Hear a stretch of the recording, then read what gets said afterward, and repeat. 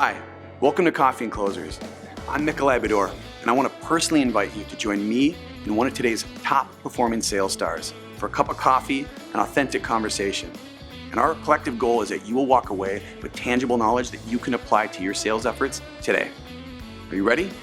Grab a cup, fill it up. Let's get into another episode of Coffee and Closers.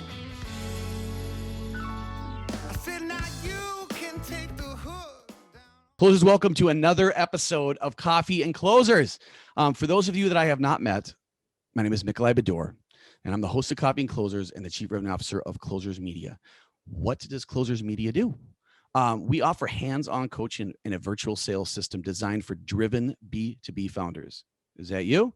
Well, if so, hit us up at closersmedia.com. I can't wait to learn more about your business. All right, back to the show.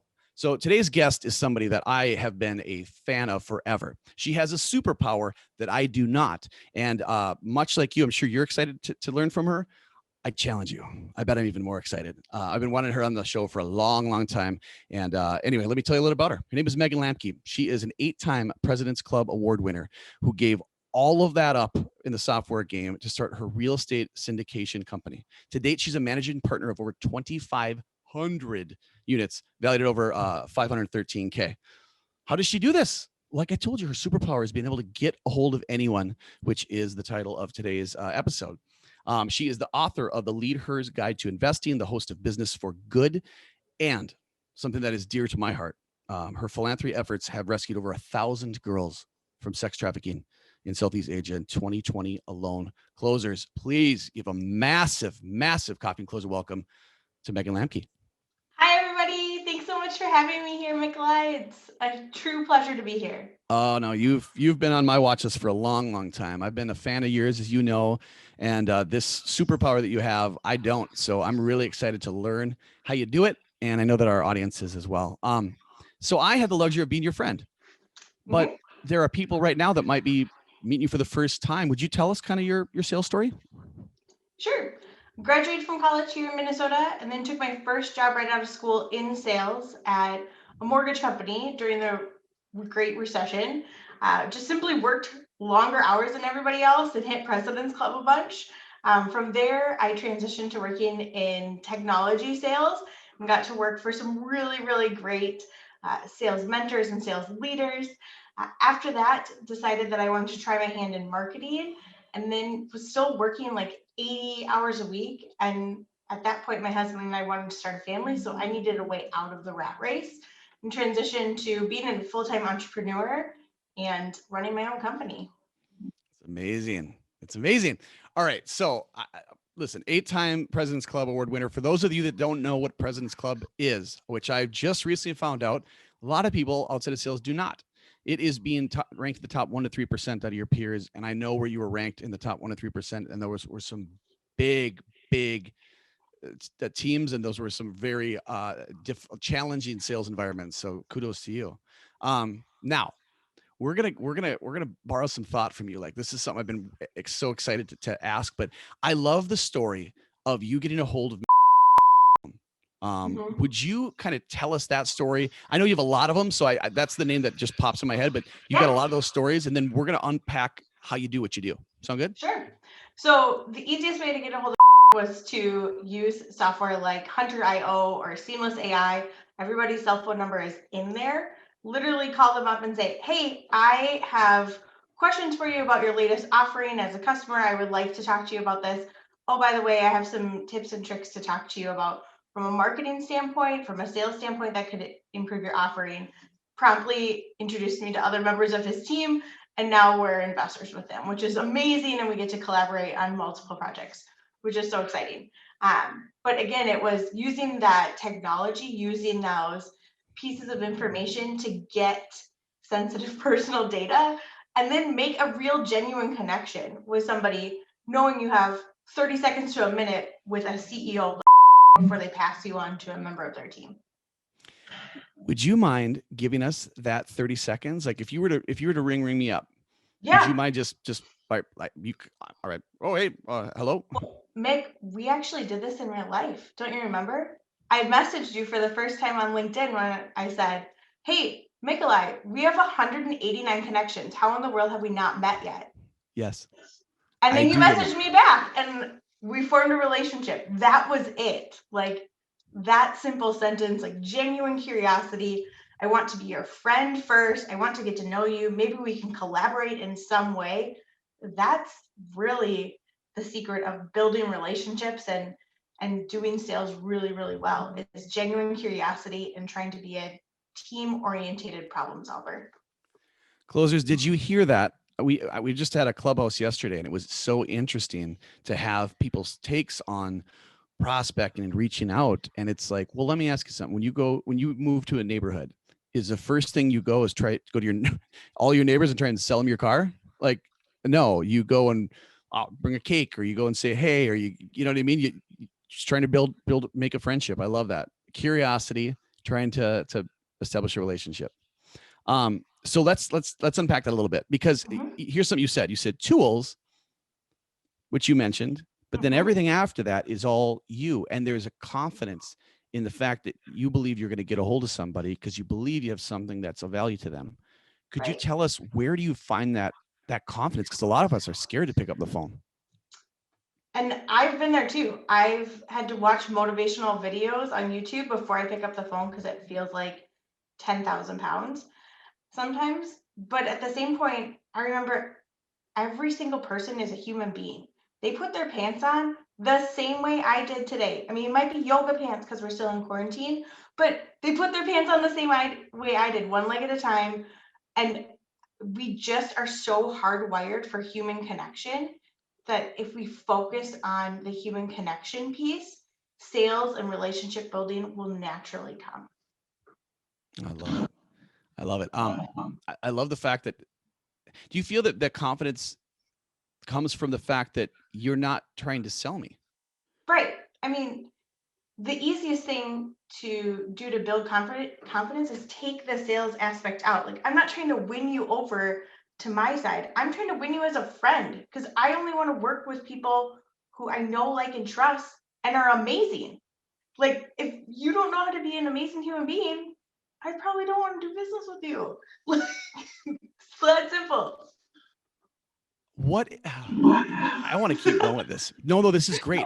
Just considering this week, just considering the stuff that I had learned just about non-salespeople and what they think of the stigma and the word that is sales.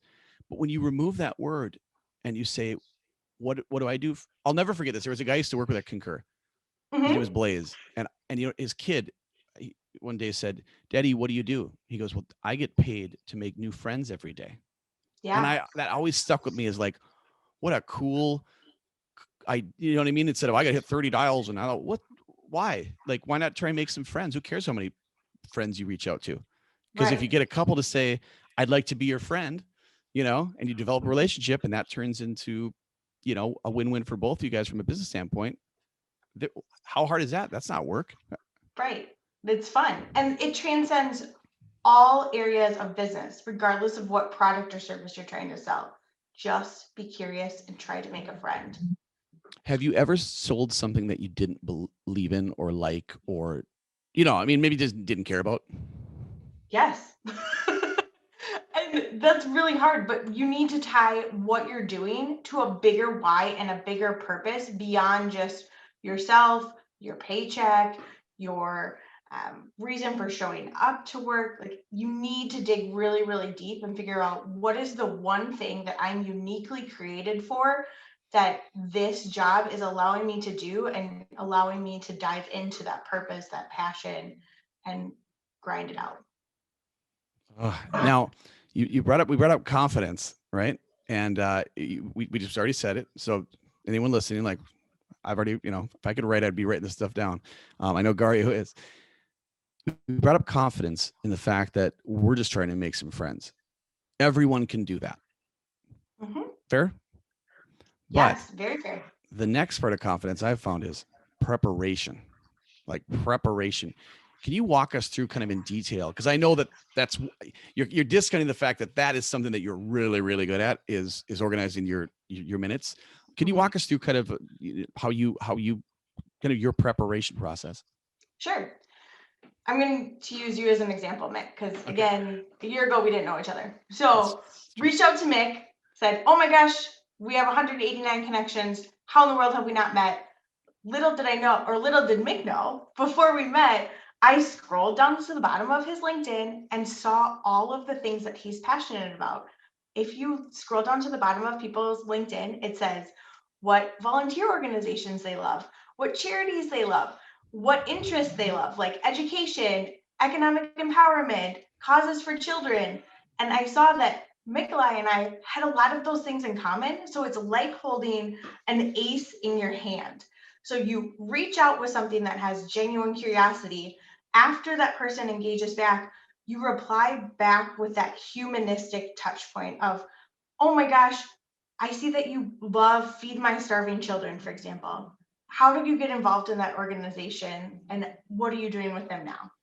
That simple, like not trying to be some sleazy person, like just genuinely saying, I love Feed My Starving Children too. Do you ever want to volunteer there together? Do you ever like go to their gala? What does that look like? Simple questions and answers like that build rapport. So awesome. So I'm going to assume I know the answer, but I'm not in the assumption business. This process, like this, this kind of this methodology, 8-time President's Club Award winner, like is this your process that was then that is now, or have you made enhancements to it? And if so, what are those enhancements? Yeah, I've made enhancements to them. A big part of it is leveraging virtual assistants and getting more at bats to figure out what works. So when I was at Wells Fargo, just smiling and dialing and trying to throw as much stuff up against the wall that would stick as possible, I literally was not using any of this methodology. I was just saying, okay, you have a pulse, you can fog a mirror. Let me blast every single thing at you, like do all of these uncustomized email marketing, all of this uncustomized messaging, and just see what sticks. And that works for a while, but it's not sustainable, and it's a surefire way to piss a ton of people off and just say, I never want to do business with you. So I learned the hard way that if you focus on curiosity and genuine relationships and making a friend and systemize it, it works. And that's how I've been able to be successful in my current company. So systemized, you have a really, I mean, not only you guys, she's sold all over the place. Like I can't think of maybe fast food that you haven't sold into, like an industry. You've done, I mean, Wells Fargo, SPS, you're doing syndication now. I guess the big, okay, so you have that, right? But you also are just, you're incredible. Went from, I'm just going to pick up marketing. I'm just going to get really good at marketing. Can you describe like that kind of that Swiss Army knife? Because I think there's a lot of people that are listening going, I'm a great marketer, I'm not great at sales, or I'm great at sales, but I'm not great at marketing. Like to kind of unpack that a little bit for us and how you've leveraged both. Sure. So when I was at SPS Commerce, one of the things that we were transitioning to as a company is turning from an organization of just gatherer salespeople, like softballs would be lobbed up and you close these amazing deals, to you had to hunt to feed your family. And so one of the things that I did was work with this amazing colleague of mine and go to trade shows when no one else in our sales organization was really doing that, and prospect the executives that were at trade shows. And in order to do that at scale, I made friends in the marketing team and was like, give me the download of how to do this as efficiently as possible, to send customized messages, because we're literally meeting 1,000 contacts at the executive level and I cannot keep track of everyone. How do I do this? And so they helped me write scripts. They helped me come up with customized email follow-ups, a cadence, like proactive information that we could send these people until they were ready to make a buying decision. So I knew, okay, you've done enough of the buying criteria, enough of downloading educational content. It looks like you're ready to make a buying decision. It's not in your busy season. Let's re-engage and build upon our friendship that we've already talked about. So that's how I transitioned from sales to marketing, and then really loved it. I know I'm one of those weird people that has done both sales and marketing, but it was fun. It was exhilarating, making things pretty and seeing them being engaging and being like, oh my gosh, I just generated 6,000 MQLs and we overloaded our sales team to the point where they can't keep up on everything. Like, good job, Megan. Like that was awesome. But it really, in the best companies, sales and marketing are a partnership, and there are mutual friends on all levels of the organization, whether that's the chief sales officer and the chief marketing officer, or that's the sales development reps and the marketing development reps are best friends. You need to find a way to work together because you have strengths that complement each other really, really well. That's so awesome. I want to keep going if that's all right with you, Go for it. because okay. So if I'm a salesperson right now, okay, and I'm like, wow, that's good for Megan. She's a unicorn. That's not something everyone can do. If you were to say, with your experience being on both sides, if you said to the salesperson, you know what, you may not be able to do all this marketing stuff or create or design, but here's a skill I would learn, right? From a marketing standpoint that has helped me be very successful at sales. Do you have a couple of those? Yeah. So I think the biggest lesson that you can learn is segmentation and using Salesforce or whatever database you're using to document everything as a centralized repository. And then the other skill is take your marketing colleagues out to lunch, and they will help make you more efficient at sales, and you can help them write better marketing content because you're on the front lines, hearing what customers say, hearing what buyers say, and where they're at in the sales process. Yes. Man, I have so many questions and so many directions I want to go, but I still am so the title of this is, get a hold of anyone. Yeah. I want to take that a little bit further because we've kind of touched on it, but here's what I've gathered thus far. Go make some friends, organize your touches, know something about these people, put it in a CRM and central repository, right? So I'm hearing be authentic and be organized. Mm-hmm. Am I missing anything? No, that's it. And that's the beauty of it. Anybody can be authentic and anyone can be organized. You don't graduate college and miraculously you're this amazing salesperson. You start with the tools that you have of being authentic and being organized. So you're saying anyone can sell? Anybody can sell. I love it. It's been I mean, if you think about it, you're selling every day. How do people get married? You sold someone on loving you for the rest of your life. I hope people are listening to this right now going, oh, that sales thing isn't so bad. Because we try and preach that all the time, is we think of it as a life skill. Right. Sales is a language. And it's just like when I took Spanish in high school, I think in college, I don't remember. I didn't go to Puerto Vallarta for 10 years after, so I lost it. You know what I mean? Mm-hmm. You pick it up a little bit. But it's kind of like that with sales, and it's a life skill. It has nothing to do with convincing you. It's Right. Who's the best guide? Mm-hmm. Who's the best guide? Who's going to guide me towards, a yes or a no? Right. So I guess, in regards to somebody listening to right now that is like, I am brand new. Sales scares the crap out of you, which is about 50 to 60% of our listeners, believe it or not. They're sitting here going, yeah, that's good for you guys. President's Club, all this stuff. Like this is your first day in sales and you can go as deep as wide as you want, in regards to getting a hold of anyone. Mm-hmm. Right. It's as far as having success like you've had. Can you walk us through in step by step exactly what you do? Here's your computer. Here's your phone. I'll leave you be. Sure. Here's what you do. The first thing you do is you sit down and you write your customer reference story.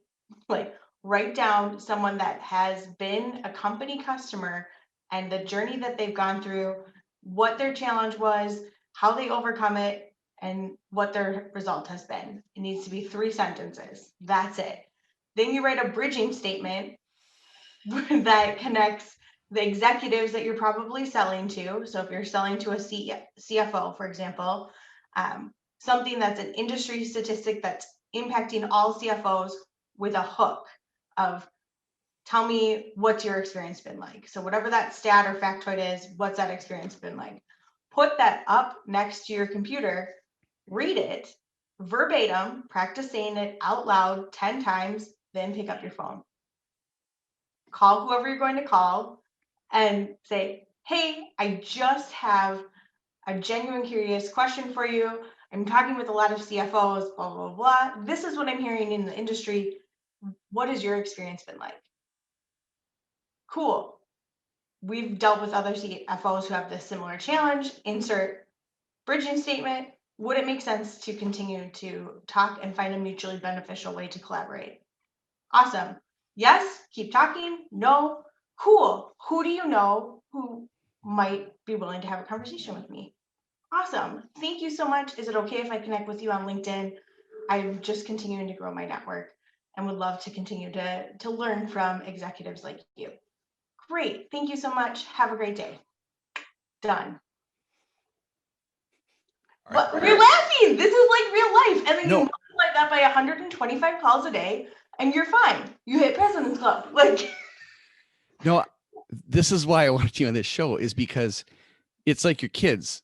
You know, I could tell the audience over and over and over. I can tell our clients over and over and over. No, you can do this.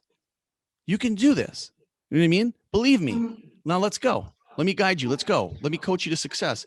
But they don't believe it in the beginning. And people listening right now might be like, I don't believe it. You just cracked the code. You just shared with all of us, this is how it's done. And none of that is disgusting. None of that is repulsive. It's just make as many friends as you can. So now that we know how to sell Lamke style, right? You and I both know that some days are easy. Some days are not. And here at Closers, what we like to coach on is we always have people in our intake, or sorry, our kickoff conversation. We want people to find their why. People think that people get into sales just to make money. And we both know that at some point, money doesn't really, it's not the deal. It's something better, right?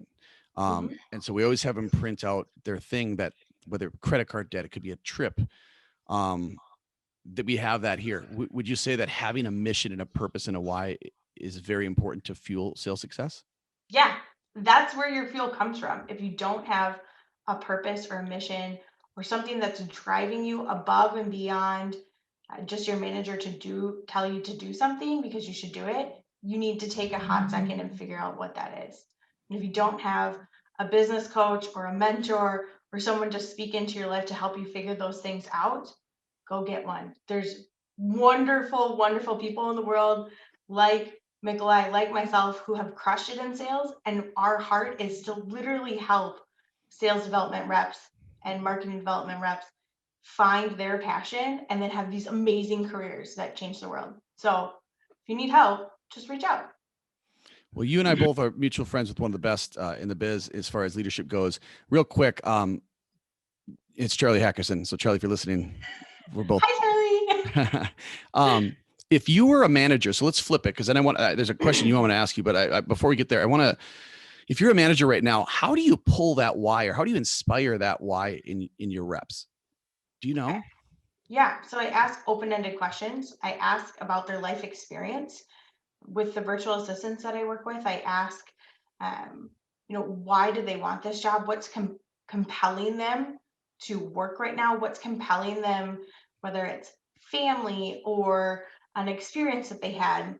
It's really easy to identify your why when you've, like me, when you come from humble beginnings and you've gone through some pretty serious adversity. It's easy to say, I want to make a difference in the world and leave the world a better place for myself, for my children, for the people that I interact with, for the people who don't have the time or financial resources to help themselves. Like, that's easy. What's not easy as a manager is to schedule the time to talk to your reps about their life. Nothing about pipeline, just sit down with them and talk about Myers-Briggs, sales finders, strength finder, disc. What do they get excited about? What do they love doing? And really be that guidance counselor and tie all of those passions into making phone calls, managing the sales process, negotiating and closing, so that they can get to do all of the things that they're really excited about. Do you think lifestyle, like we always talk about sales and the lifestyle that it provides, and everyone thinks, oh, here they go talking money again, but it isn't. It's what we were talking about earlier. It's like entrepreneurship light. It's like risk-free entrepreneurship. You have the autonomy, but all you got to do is do the thing we talked about, 123 dials or whatever. Yeah, exactly. You've kind of lived as the employer now. What can you tell someone listening right now in regards to maybe someone thinking about getting into sales, or someone who doesn't appreciate it? how does it have affected your lifestyle and the lifestyle beyond just sitting behind a desk?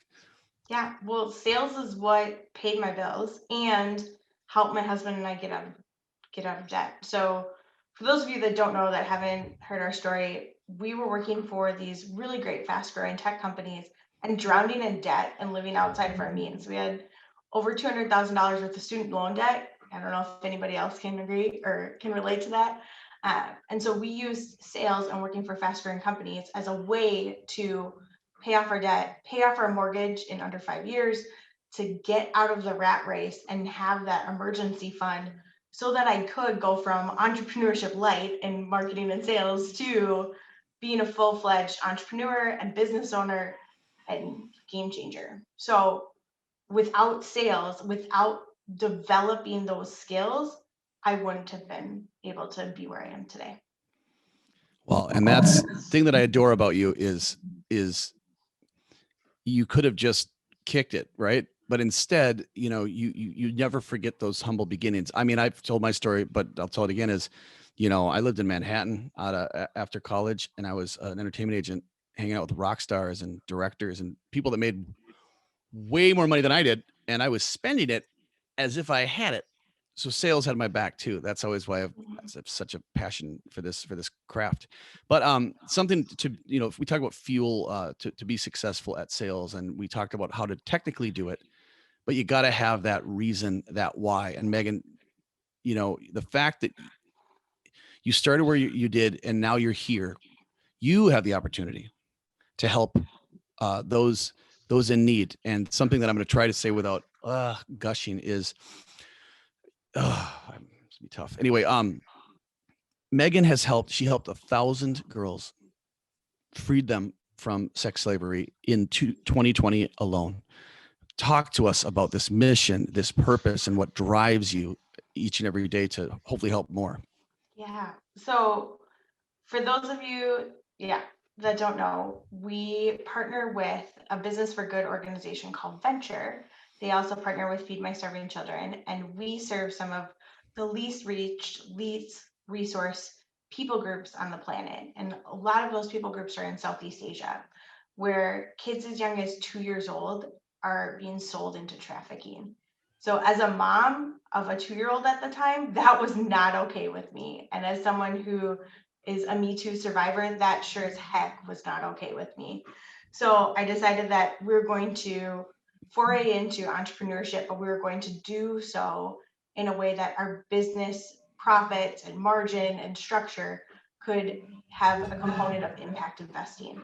So every time we close on an apartment building now and our tenants continue to pay rent in full, on time, our investors continue to make returns, we give a large portion of our personal salary and net gains to Venture. And in 2020, when everything was shutting down, we found a way to be more efficient and ended up rescuing 1,000 girls. We're on pace to impact over 1 million girls by 2025, which is amazing. And we're not just rescuing them from trafficking, we're pulling them aside and saying, here's education, here's microfinancing for a business that you can start. We're going to give you leadership development. And now the cool part is some of these girls are so bright that they're becoming leaders and politicians and business owners in some of the most ridiculously cast and despairing countries in Southeast Asia. And it's just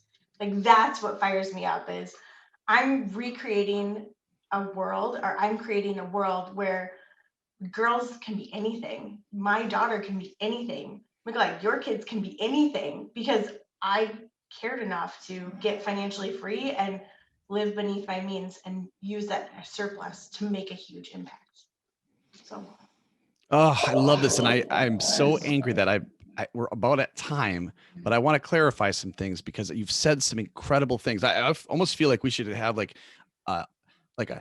name of could we get a hold of anyone, also achieve anything, right? Like, Yeah.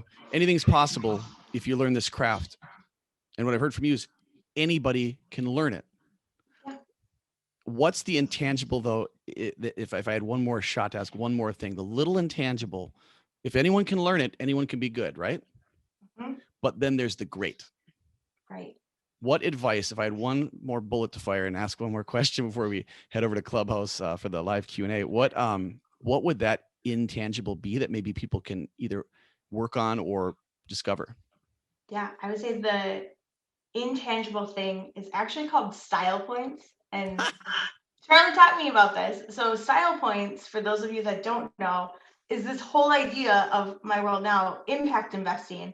It's this whole idea of that we've been talking about this whole show of making a genuine connection, building a friendship, having an organic feel to your follow-up, but talking to prospects and customers about things that really matter as a human. So one of the big things that we did at SPS was we had this amazing charity auction every year where we would literally call up our customers and say, hey, we're raising money to actually start a school in Kenya to teach kids about coding and math and science and English and entrepreneurship.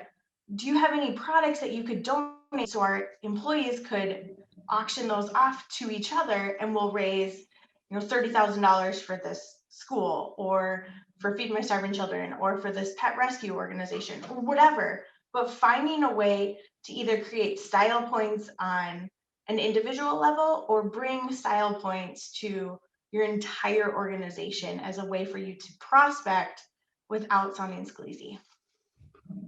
Now that's the way you end an episode. All right, closers, there you have it. Was I wrong? Amazing, right? All right, make sure to show some love, light up the chat box. Thank Megan, compliment her, send her virtual flowers, whatever. That was amazing, Megan. Thank you for joining. Thank you for this. Thank you so much. See you guys all in Clubhouse.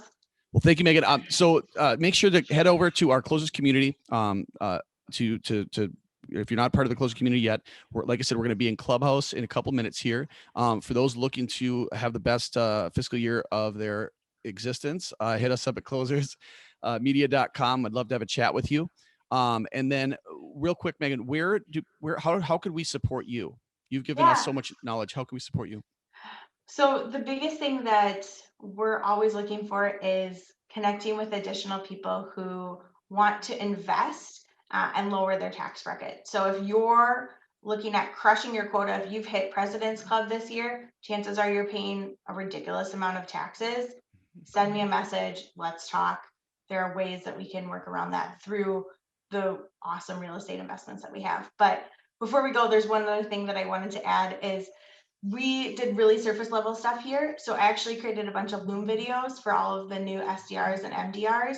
So if you just go to my website, meganlamke.com/closers, you'll have all of the videos of how I essentially stalk people nicely and then come up with genuine ways to connect with them. So I hope that helps you in your sales career. See? Just keeps giving and giving. Thanks again, Megan. Everybody, we'll see you in Clubhouse. Cheers. All right, so what do we think? What'd you learn? Well, if you like that, check out coffeeclosers.com for upcoming episodes, recordings, and more. And don't forget to check out our sponsors. Each one has been hand-selected. They are best in class. Until next time, we'll see you at the next Coffee and Closers. Cheers. Live, come on, live. Live a life we love. Gotta live, I said live. Live a life we love.